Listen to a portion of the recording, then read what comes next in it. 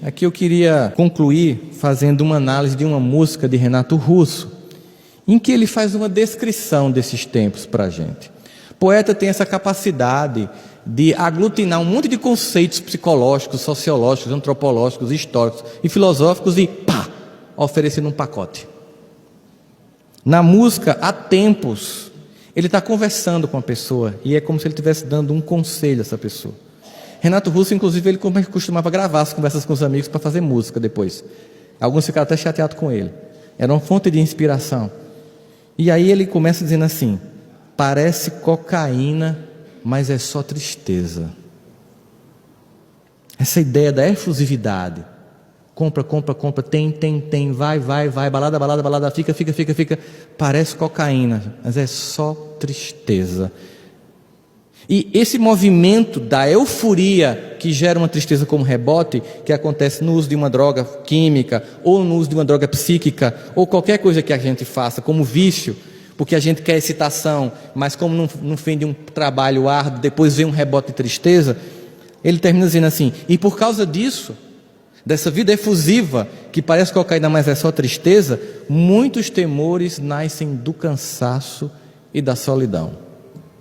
Muitos temores nascem do cansaço e da solidão.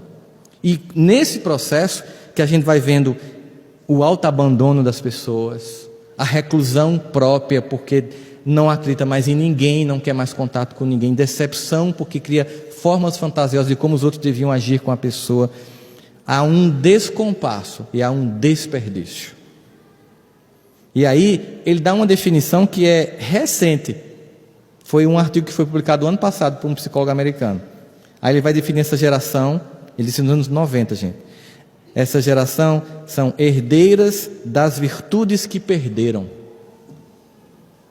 O artigo do psicólogo diz o seguinte: a geração atual não é definida pelo que conquistou, mas pelo que perdeu.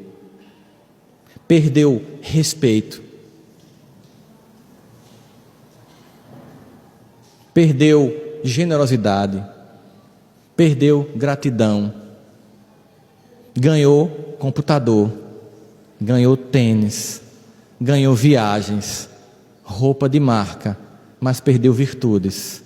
É uma geração caracterizada muito mais pelo que perdeu do que pelo que ganhou. E ele diz aqui no poema, olha só, nos anos 90, herdeiros somos agora da virtude que perdemos.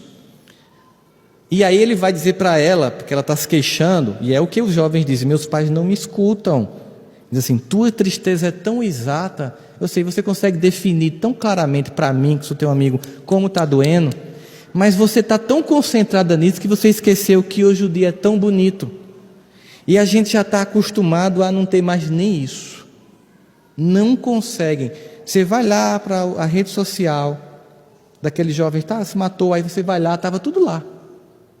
Minha vida não tem sentido, não vou fazer falta para ninguém. Não consegue ver o dia, não consegue ver as coisas. Simplesmente estamos acostumados a não termos mais nem isso. Os sonhos vêm e os sonhos vão, porque o resto é imperfeito. Não fica esperando que seja um mundo quimérico, do jeito que você quer para você se sentir feliz. É o mundo que é possível, é o mundo real. É a vida como ela é, os pais que são possíveis, as mães possíveis, as esposas, os esposos, os companheiros e as companheiras possíveis, o emprego possível, o clima dentro da religião possível, e não fantasioso, não aquela coisa tem que ser excepcional, todo mundo bom, isso é fantasia, aí você não aceita a realidade. E aí ele diz assim: dissestes que se a tua voz fosse igual à imensa dor que sentes, o teu grito acordaria não somente a tua casa, mas a vizinhança inteira. A escuta que está faltando nas famílias. Diálogo. O que tem se perdido pela falta do diálogo? Tem se perdido relações entre pais e filhos. Tem se perdido casamento. Não há diálogo. A gente fica na pretensão de que o outro entenda o que a gente está pensando, o que está sentindo. Não adianta. Não joga uma vez para colher maduro que morre podre. E não acontece. Seja objetivo. Diga o que você sente. Deixa o outro falar também. E ele diz assim, nessa descrição, que ele está fazendo da sociedade, dessa crise, que ele vai descrevendo na música Há Tempos. Ele diz assim: e há tempos, nem os santos sabem a certo a medida da maldade. Olha como a relatividade moral ganhou, campeou.